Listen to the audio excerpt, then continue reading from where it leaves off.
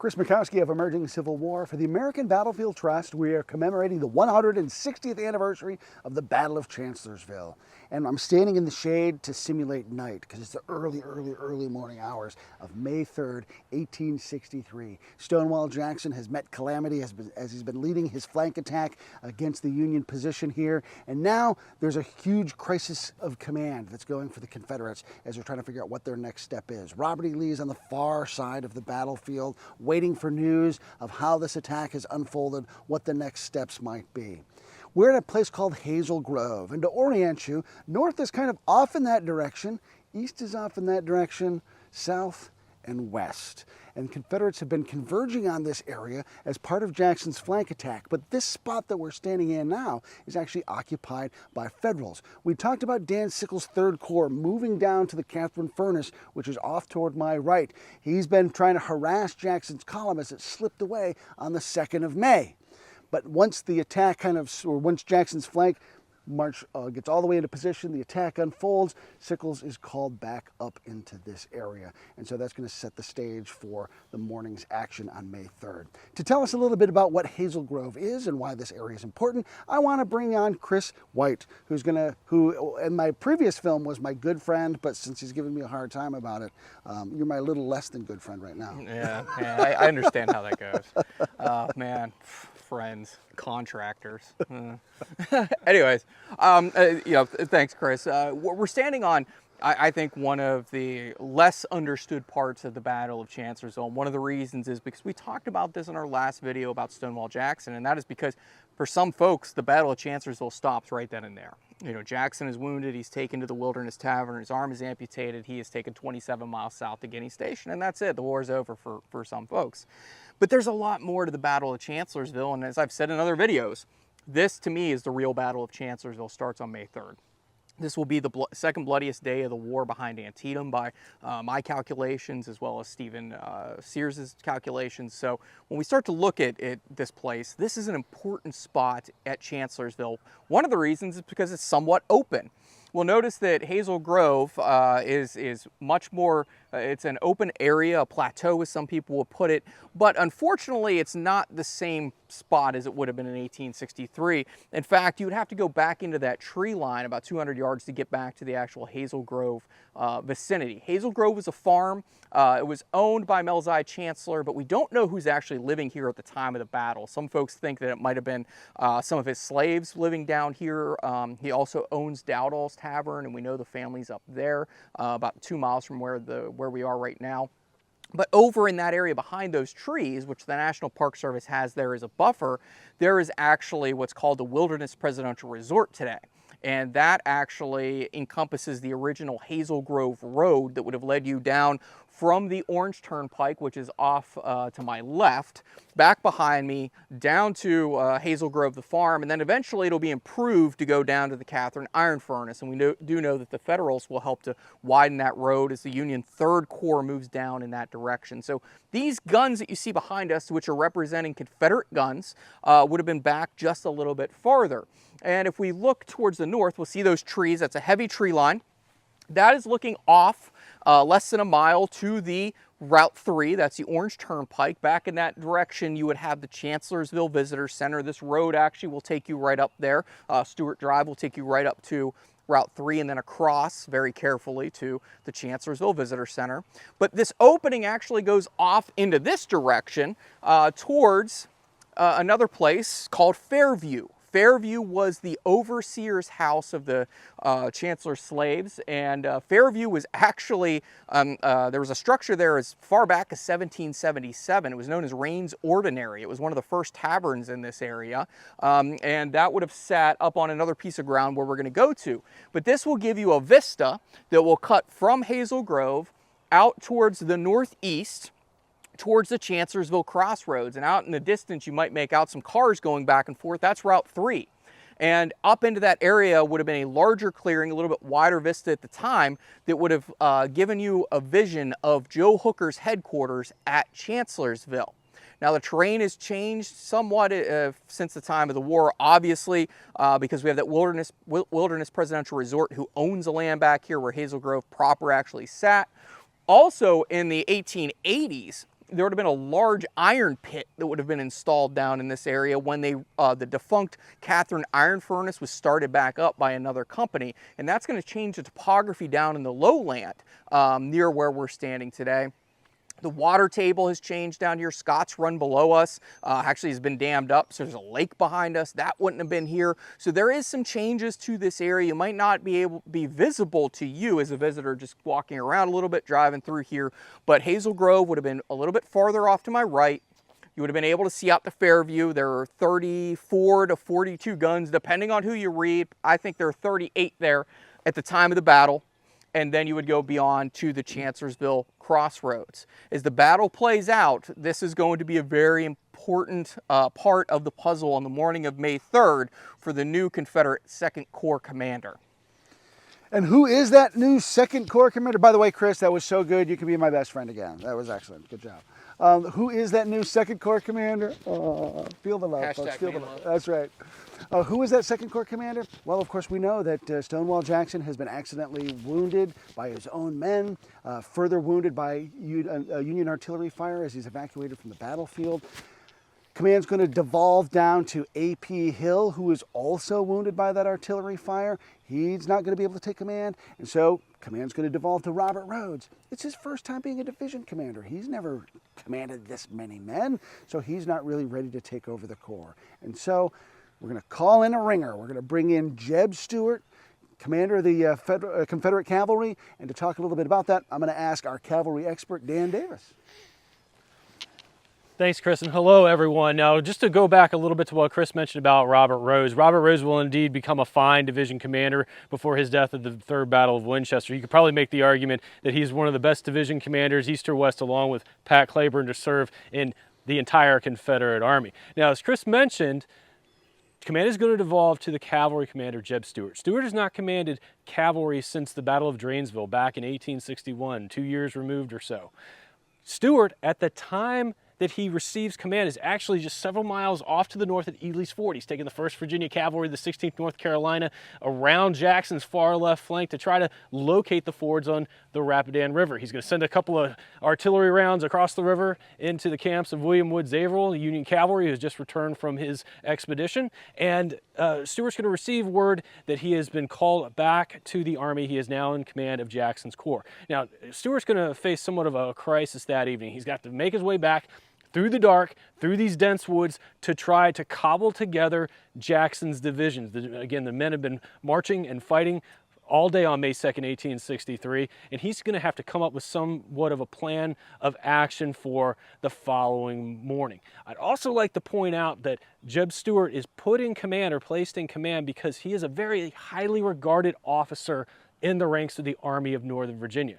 The word of Jackson's wounding is going to spread like wildfire. Jackson was obviously very popular with his men. And to replace Jackson, the Confederates need somebody who is just as, or if not, just a little bit less popular than Jackson. It's going to be really more for morale purposes. But Stuart dives into his work that evening. He's going to meet with Edward Porter Alexander, the artillerist. He's going to send Alexander out on a reconnaissance that night to try to just to get a better sense of the terrain in this area. He's going to begin getting the divisions back up and ready to go into the fight. A.P. Hill's men are going to lead off the fighting to start on early May 3rd. He's going to receive word from Alexander that the key ground is actually here in the place that we are now standing in at Hazel Grove. This Alexander's located this position. He's assessed it to be a very beneficial, at least for the Confederates as well as for the Federals, a place that he wants to hold. This will be his artillery platform, if you will, if the Confederates can take it. So Stuart, along with Alexander's reconnaissance, he's going to devise a plan, and the fighting is going to get picked up right around daylight on the morning of May 3rd, 1863, with the Confederates struggling here against the Federals, then at that time still holding Hazel Grove. Chris? So, of course, when Stuart gets command and he sees the dangerously divided army that the Confederates have with the Federals in the middle, and he reaches out and gets a hold of Lee, and with the intelligence that he gathers, they just devise this plan to link up Lee's portion of the army with Stuart's. And so that means that they're going to have to extend this direction. Lee's going to have to come up from the south and try to link up. And so that makes this especially valuable property. But that's going to put the Confederates in a collision course with the Union Third Corps, which is going to be occupying this area. I'm going to ask Don Pfanz and Greg Mertz, two historians from Fredericksburg Spotsylvania National Military Park, to join me here, and we're going to talk just a little bit about what the situation is for the Federals at that moment as they get up here. So, Greg, since we've got you mic'd up first, what's the situation for the Federals in the dark in that moment as they're trying to figure out what the next day's plan is? Again, Daniel Sickles will move up from the south where he was at the Catherine Furnace earlier on. He moves up into this area. There will be some intense night fighting. There will be episodes of friendly fire as some of Sickles' men will fire into some of their own troops. So there's a great deal of confusion up here at the moment. One of the things that the Federals may realize, and that Daniel Sickles realizes, is that this is a wonderful place for the Federal Army to be if they're going to take a look at things from the offensive standpoint. Because Jackson's portion of the Army now under Stuart, some 30,000 soldiers, is in that area. Robert E. Lee with the 14,000 soldiers is off in that direction.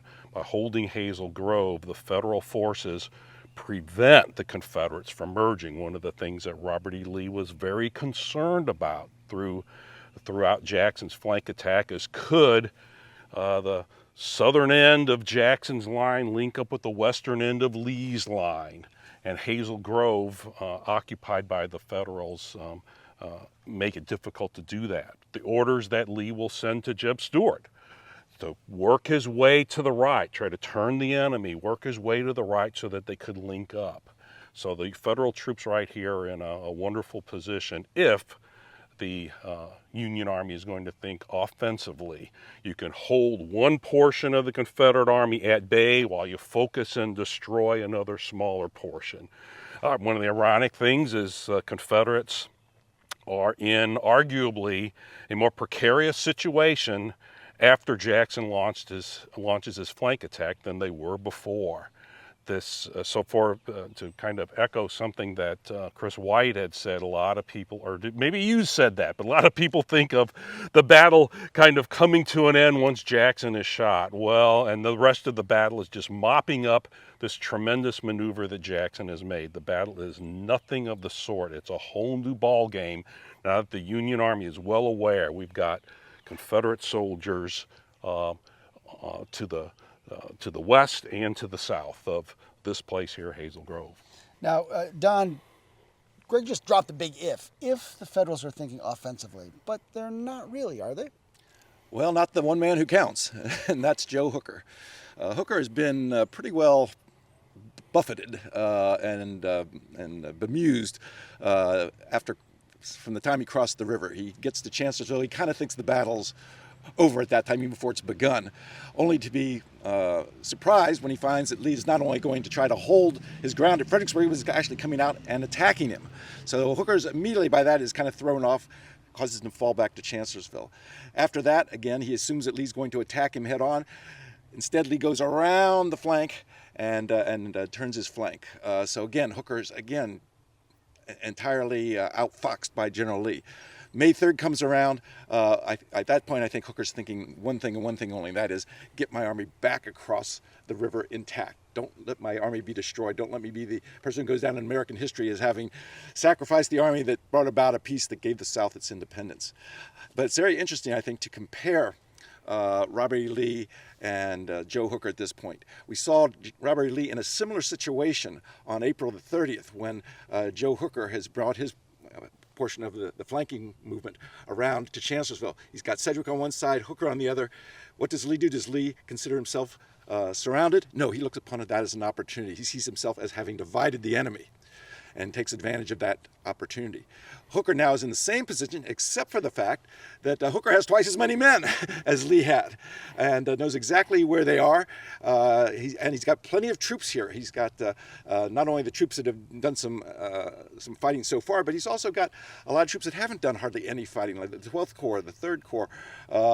In fact, except for the 11th Corps, which had only suffered 2,500 casualties on May 2nd, he's got his entire army that hasn't hardly even fought yet, including those 2 divisions of the 3rd Corps who are right here between Lee and Jackson. So I think, as other people have pointed out, if Hooker had just had a little bit more calmness about it, he'd been more of had the personality of a Ulysses S. Grant, let's say, and could kind of see the bigger picture, could see beyond the casualties and the confusion, he would have not have evacuated this area. Instead, he would have sent up John Reynolds' 1st Corps or George Meade's 5th Corps, reinforced this area, and then, as you point out, just thrown a portion of his army against either Lee or Jackson while simply massing artillery here to hold back the other Confederates. Keep them separated while you're destroying one half. The other half will just simply have to look on.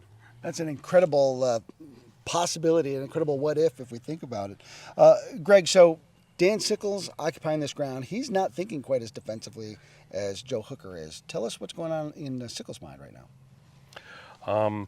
Sickles' mind, he kind of sees this as that wedge in between the 2 forces. So when eventually Hooker will give the orders for him to evacuate here, he does not think this is the best thing for the Union Army to do. So he kind of will give up this ground quite grudgingly.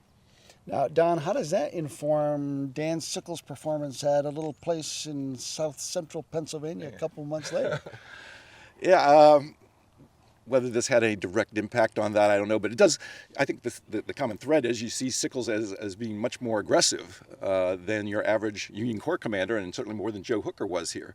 Again, he's the one who again not only wants to hold Hazel Grove, he's the one that wanted to push south the day before and push the Confederates along during their supposed retreat at Catherine Furnace. So Gettysburg, I think, is just kind of another instance of Dan Sickles being Dan Sickles. And sometimes that was a good thing, and sometimes it wasn't. And I've always thought, here we've got a piece of high ground in front of the main Union position that Sickles is ordered to abandon, and he doesn't want to, and then the Confederates use it as an artillery platform. And at Gettysburg, he sees this piece of high ground in front of the main Federal line that the Confederates could use as an artillery platform, and that's why he goes and takes it, because he sees the terrible implications of giving up this ground here when he's looking at the peach orchard at Gettysburg. So, Greg, after or as Sickles pulls out, that's when Jeb Stuart's going to launch his attack. How do the Confederates and Federals interact in this position? As the Confederates move forward, interestingly, Stuart realized that his line was bent back in this vicinity, that it was pretty much perpendicular to the Orange Turnpike to the north, but as it got close to Hazel Grove, some of the men angled on off in that direction. And surprisingly, I don't know if Stuart realized that they were bent back because Union forces are here at Hazel Grove.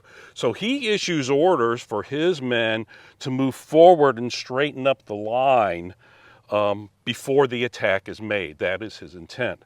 But the man that normally issues orders for Jeb Stuart, Channing Price, has been killed on the day before. So somebody else is writing the orders and kind of garbled them. So it was a fortunate mistake that as the Confederates are moving forward, even though Stuart meant them just to get in a straight line before attacking, they are in an attack mode as they move here. So Confederates attacking strike the rear guard of the Union Army, capturing some artillery pieces, and very quickly take this place and realize as they look around what a wonderful opportunity this is for the Confederate artillery. And Don, what are going to be the implications of the Confederates getting this piece of property? Well, because they hold this key piece of ground, which is not only high but also open, they are going to be able to mass 40 plus cannons on here at various times and are going to be able to simply pound the center of Joe Hooker's line up there at Fairview.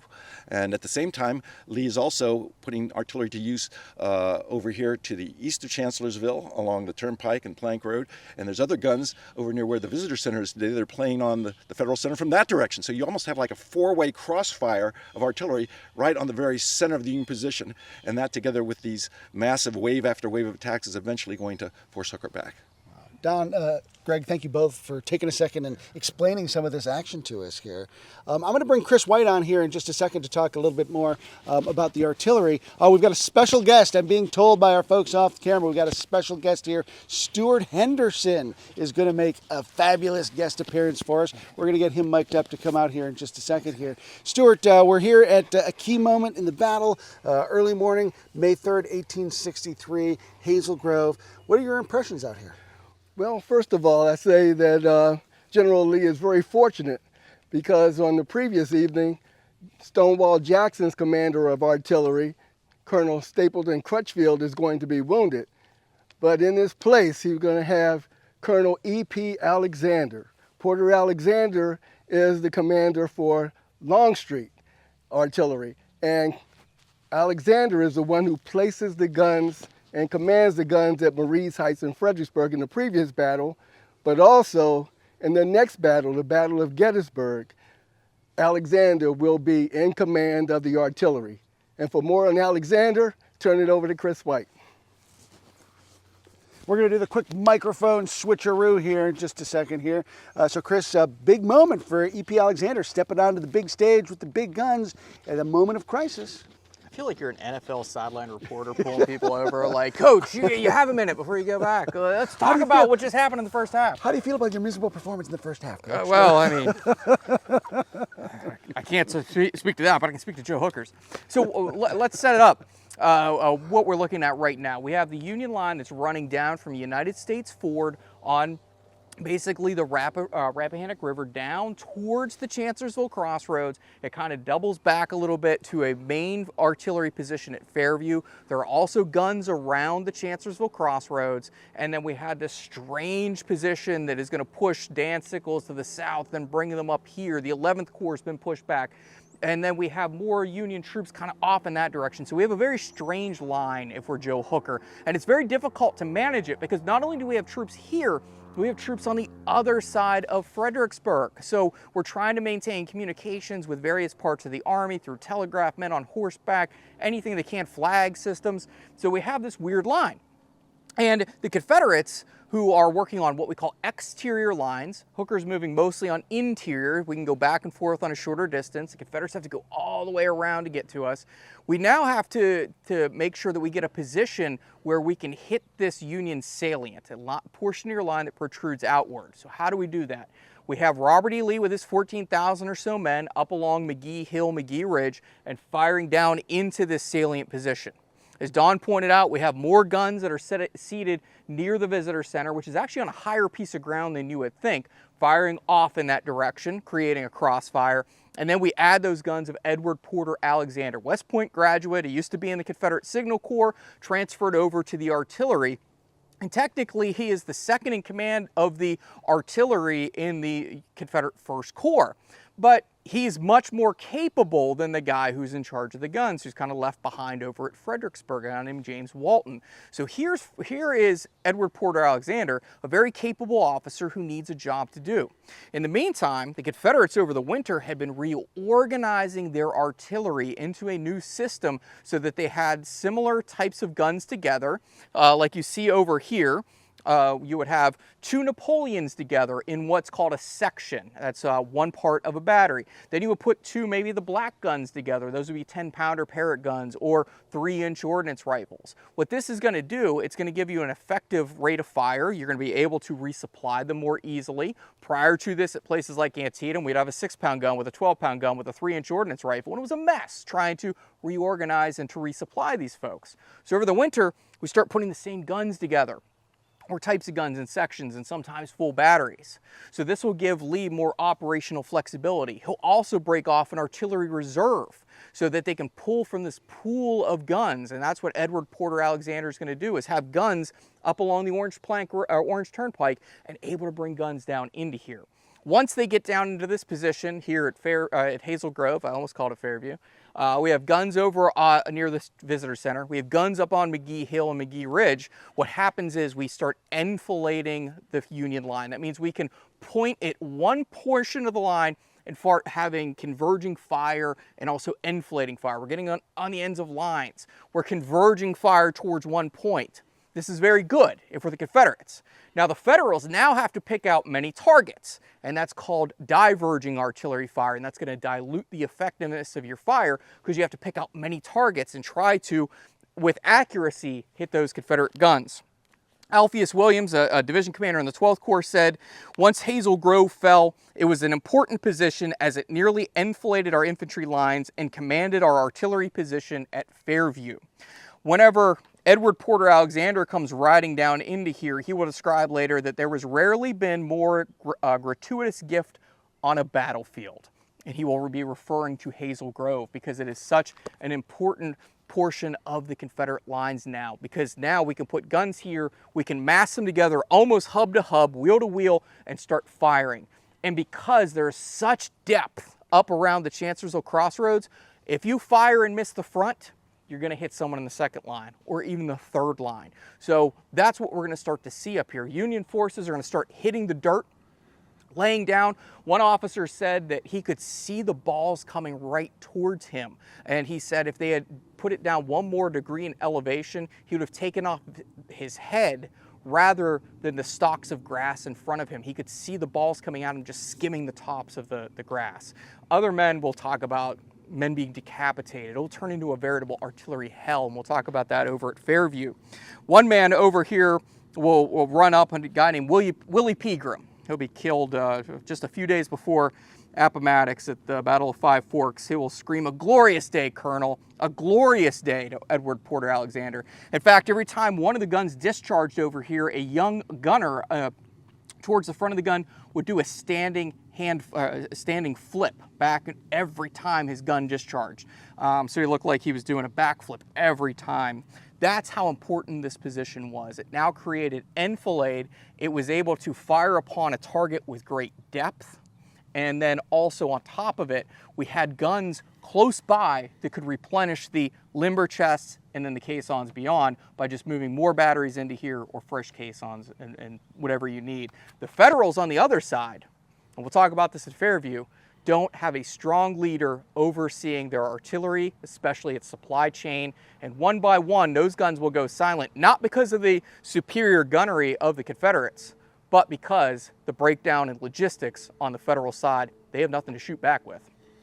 So we're going to head down to Fairview in just a second. We're going to explore things from the Federal perspective. Before we do, I'm going to bring in one final guest because this landscape here inspires a really important moment, one of the finest war novels in American history, Red Badge of Courage, and the action that takes place in there, that takes place here, inspires some of the action that takes place in there. To talk a little bit about that, I want to bring on Sarah Kay Bierle. Thanks, Chris. And as I was listening to all the in-depth, fabulous history that's being shared, I was thinking, why are we talking about a novel next? But there's a very important reason, and that's because the novel Red Badge of Courage by Stephen Crane, which was published in the 1890s, 1895 if I remember correctly, it gives us a picture of what this battle was like, could have been like, for the common soldier. And one of the great things about Red Badge of Courage is it doesn't follow any identified regiment. It just gives us a picture of a young man put into combat for the first time and what his reactions are, from terror to courage. I don't want to spoil it too much for you. If you haven't read it yet, you should read it.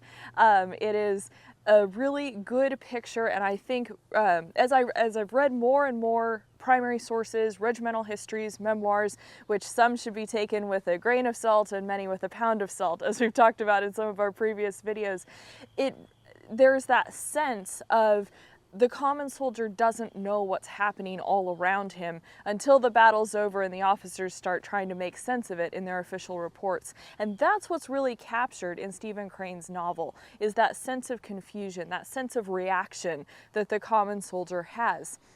I think that's captured really well. Now, of course, there's some speculation. The regiment that may have influenced the writing of the novel, that may be the regiment, the unnamed regiment, it might be the 124th New York.